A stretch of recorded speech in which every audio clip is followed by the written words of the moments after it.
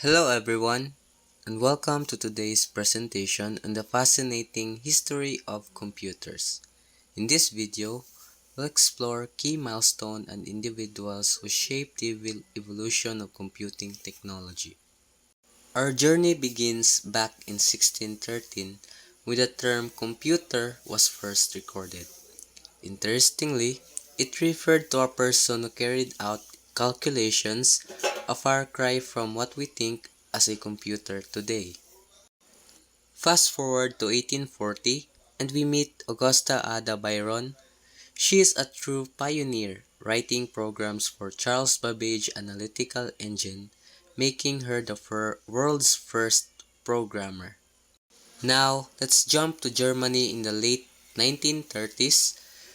Konrad Zuse, a brilliant mind, created the Z1. It's considered the first programmable computer and laid the foundation for the digital device. In 1939 to 1942, Professor John Atanasoff and Clifford Berry introduced the Atanasoff-Berry computer, marking the birth of the first electronic digital computing device. This was a pivotal moment in computing history. The Electronic Computing Company, founded by John Presper Eckert and John Mauchly, was the first computer company. Their work pushed the boundaries of what computers could do, setting the stage for the computing industry we know today. Finally, in 1981, the Osborne Computer Corporation released the Osborne 1, the world's first portable computer. This innovation transformed the way people work and paved the way for modern laptops and mobile devices.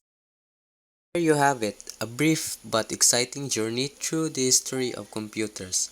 From human calculators to groundbreaking inventors, each step has brought us closer to the digital world we live in today. I hope you enjoyed this presentation. If you have any questions or would like to learn more about any of these historical milestones, please feel free to leave a comment below. Thank you for watching.